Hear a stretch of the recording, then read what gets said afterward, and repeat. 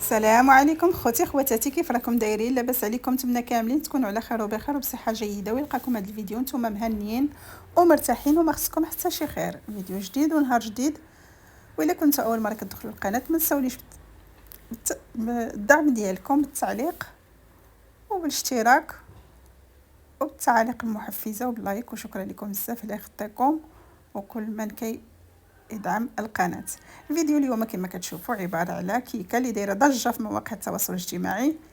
كيكه اللي كيجي فيها الكريم باتيسير، ها هي كما كتشوفوا راها كتجي رائعه، كتجي معلكه ولذيذه. المهم درتها وتقسمتها معكم، نتمنى انها تنال اعجابكم. في المقادير عندي كما كتشوفوا هنايا عندي 4 البيضات. انا هنايا البيضات عندي غير صغار، كانوا عندكم كبار ديروا غير 3. واحد 2 خمارات من فئه 8 غرام، واحد الساشي ديال السكر الفاني، واحد الكاس ديال الحليب، كاس ديال السكر سنيده، واحد ياغورت كريمي، وكاس ديال الزيت. الدقيق درت هنايا غربلت 3 الكيسان هما اللي هزيتهم ليا.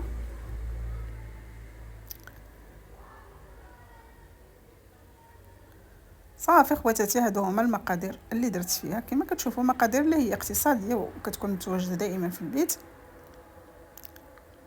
بالاضافه لداك الكريم باتيسير اللي غنديروه مع الحليب، مع 2 كيسان ديال الحليب مع السكر سنيده. صافي كنديروه كنخليوه يبرد بد ما وجدنا الكيكه وكنخدموا به. كيكون ديك الساعه برد كنخدموا به.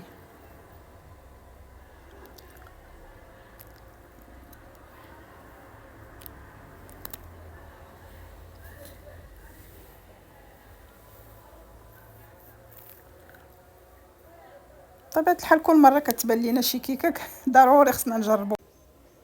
ايوا كما قلت لكم، فيما كتبان لينا شي كيكه عند درجه جديده كنبغيو نجربوها. الصراحه هذه جات رائعه ولذيذه بزاف. دابا ندوزو الطريقه. المهم كنخلطوها بحال جميع الكيكات، اما بالطراب اليدوي ولا بالطراب الكهربائي.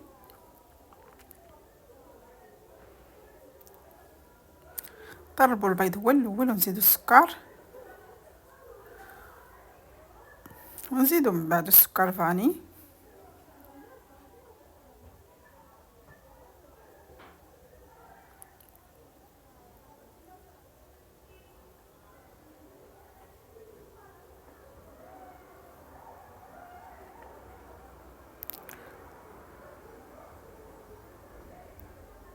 نزيدوا كذلك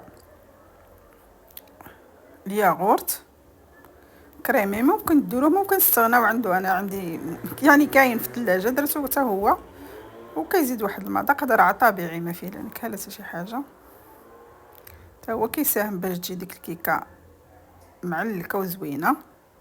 كنزيدوا الزيت، كنزيدوا الحليب، كنزيدوا كلشي ونخلطوا مزيان. صافي ونبداو نزيدوا الدقيق اللي هو مغربل من قبل. ما قلت لكم هنايا راه درت 3 الكيسان اللي غربلتهم.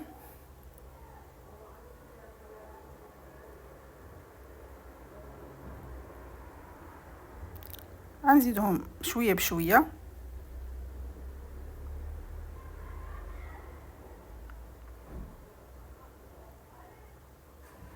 وكنخلي الخميره هي الاخر عاد كنزيدها.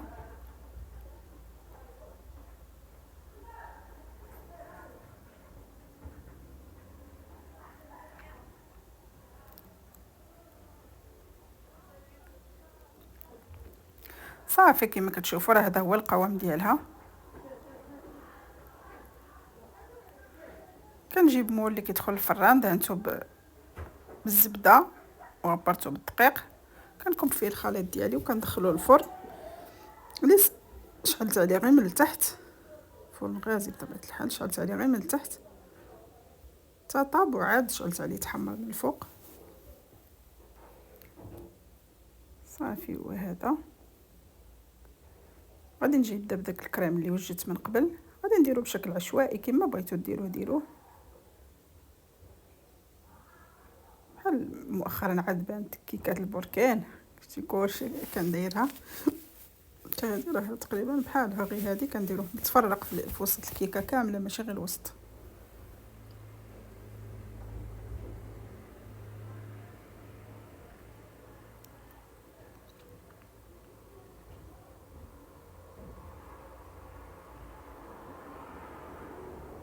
كنديروها كندخلوها للفران حتى كطيب، ومن خرجت هو الشكل ديالها كيفاش جات كما كتشوفوا راه محمره.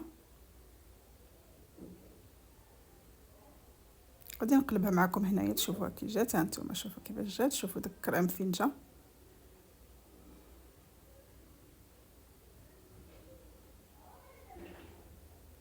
صافي دابا غنزوقوها. انا غندهنها هنا غير بشويه العسل، ممكن تدهنوها بكوفيتير، ممكن تدهنوها بالشكلاط اللي عجبكم، اللي عجبكم ديروه، كل واحد كيدير اللي متوفر عنده.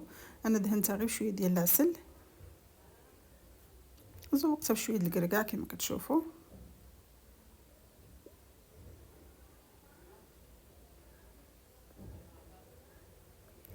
صافي وهذا هو الشكل ديال النهائي كيفاش كتجي. رزت لها شويه ديال بيبي شوكولا ودرت لها شويه ديال صوص كراميل من الفوق، وكان هذا الشكل ديالها كيجي رائع وكيشهي.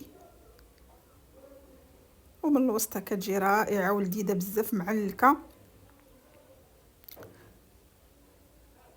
هانتوما شوفوا كي كتجي، هانتوما فاشفشه وهشيشه.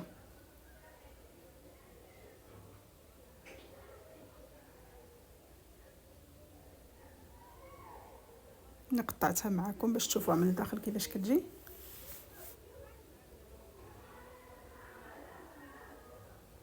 هانتوما شوفوا كيفاش كتجي من الجناب، شوفوا داك الكريم كيفاش كيجي في الجناب. كتجي كيكه بالكريم لذيذه واقتصاديه، ما فيهاش مقادير بزاف. ممكن تجربوها ليكم لوليداتكم، راها كتجي لذيذه بزاف، غادي تعجبهم. هانتوما الشكل ديالها.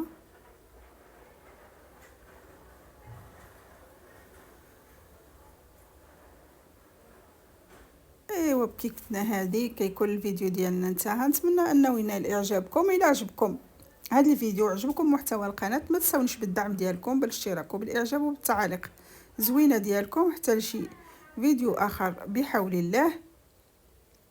ما تنساونيش من اللايك ديالكم، من الاعجاب ومن التعاليق الزوينه، وحتى لشي فيديو اخر. والسلام عليكم ورحمه الله وبركاته.